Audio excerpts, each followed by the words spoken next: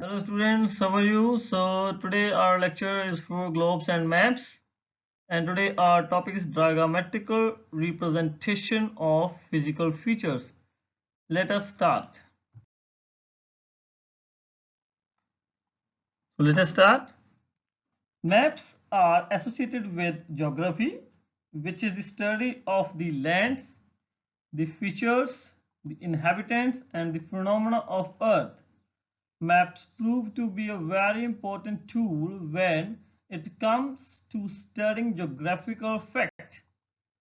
But certain symbols and diagrams are also used for better geographic understanding of the prevailing natural environment. So for better understanding, we use diagrams. In terms of clarity, a map or a diagram should have an annotation. For example, if you are having a map, a title should be over there. We have discussed earlier also. In the title, it is clarified that this is a map. This is a political map of India, which is showing you states, its capitals, then UTs. Is it clear? Island region. Is it clear? So it is called as annotation. For example, over here in the first figure, if you are seeing the first diagram which is over there, an annotation is written, that is the river system. From the annotation, it is clarified that this is the diagram of river system.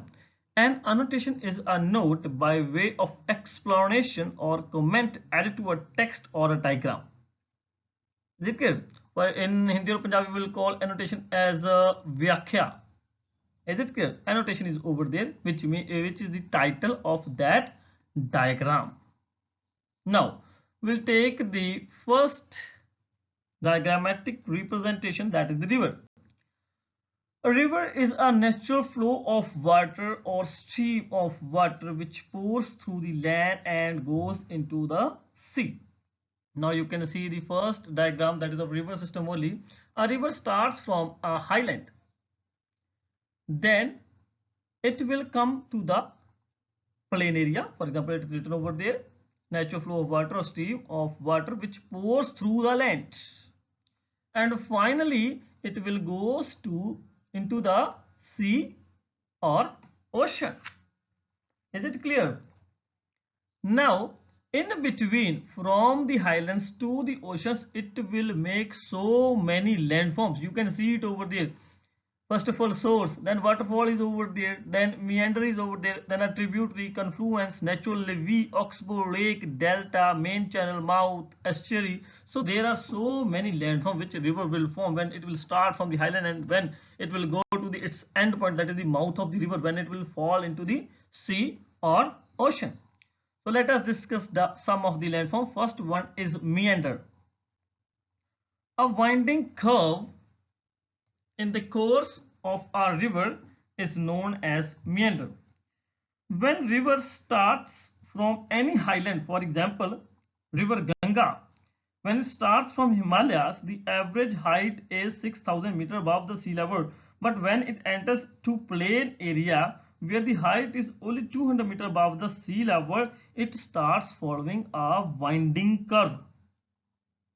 Is it clear? Because of the decrease of the velocity or speed of the river's water. In the second diagram or second picture, you can see there is a picture of Amazon river which is following a meandering curve. So what is meandering? A winding curve in the course of a river is known as meander.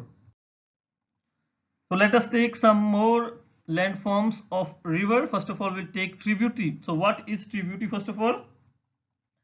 A tributary is a stream or a small river which joins a large river. For example, Yamuna is a tributary of river Ganga. So if we'll see the first diagram over there, when the river starts, then there is a waterfall, then the main river course is over there, then a small tributary, especially in plain area, joins the main river course. For example, at Triveni Sangam, river Ganga, river Yamuna, and a mythical river which is not in reality, river Saraswati, is over there in Prayagraj, Allahabad. So what is over there? What is tributary? A small river, especially in the plain area, when it will join the main river course, the big river, it is called as tributary to that river. For example, Yamuna is a tributary of river Ganga. You can see it over there in the first diagram also. Then the second landform are distributary. What is distributary? First of all, a distributary is a newly created stream channel resulting from division of large channel which does not rejoin the main channel. Here there is example of Nile River in Egypt, and this Nile River is falling into Mediterranean Sea. Now let us discuss what is a distributary. Again, if we talk about the height, that when a river starts from a highland, that is, if we take example of any Himalayan river, the height is 6,000 meter above the sea level. And when it comes to the plain area, again 200 meter above the sea level is the height. And when the river comes very near to the mouth of the river, when it will fall or join to the sea or ocean, here the height is approximately equal to the 0 meters, or speed or velocity of the river also become very less, and its load carrying capacity also becomes very less. So whatsoever it had brought from the highlands, whether it is silt, clay, pebbles, boulders, rock fragments, it deposited in the main course of the river channel, because of which the main course of the main river channel is blocked, and the water start flowing in small ravines. These small ravines, which will never join the main river channel and falls into the sea or ocean, is called as distributary. For example, here you can see when this Nile River will start from the highlands, it starts from very near to the equator. When it starts from there, it crosses the Sahara desert, and when it comes very near to Alexandria and Daytol, and when it falls into Mediterranean Sea, it forms over there small ravines. Why? Because whatsoever it has brought from those highlands, whether they are pebbles, boulders, silt, clay, rock fragments, because of the decrease of velocity or speed of the river, it will deposit all those rock fragments and whatsoever it has brought over here, and because of which the main river channel is being blocked. Then the water start flowing into small divisions or small ravines, and then these ravines will fall into Mediterranean Sea, which will never join the main river course. That's why it is known as distributaries. Is it clear? Now next one is delta. A delta is a low-lying area found at the mouth of a river and form of deposits or alluvium. The delta landform, which is formed due to the deposition of silt, pebble, boulders, clay, rock fragment, is called as delta. In the last picture you can also see. So this is a triangular landform which is formed by river. Triangular landform which is formed by the river at the mouth of the river. So these distributaries which you can see over there, these are known as the river channel, distributary channels or the distributaries, and the full course is known as, which is formed the triangular form, is known as delta. So this triangular landform structure is known as deltas, and you can see over there distributary channels which are falling into the sea or oceans. These are called as distributaries. But the full this triangular structure which is formed at the mouth of the river, the low-lying area, is known as delta. Now let us see about the anticlines and synclines. First of all, our Earth's surface is not regular. It is made up of 15 major tectonic plates. Due to the movement of these tectonic plates, this anticline and syncline is formed. So first of all, you can see in the first picture that there are three movements of these lithospheric plates or tectonic plates. In the first one, you can see when they are going apart from each other. Is it correct? It will form fissures, it will form tensional movements over there on the Earth's surface. The second movement is when these lithospheric plates will come towards each other.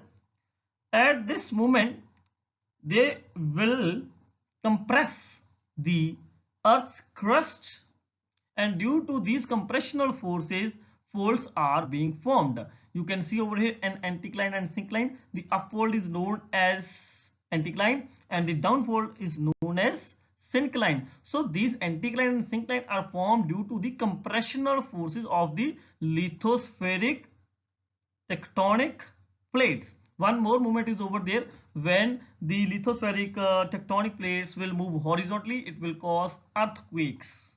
Is it clear? So what is anticline? It is an upfold in the rocks resulting from the compressive stresses in the Earth's crust. What is syncline? It is a downfold in the rocks resulting from the compressive stresses in the Earth crust. Now let us take the last topic of our this chapter, that is the block mountains.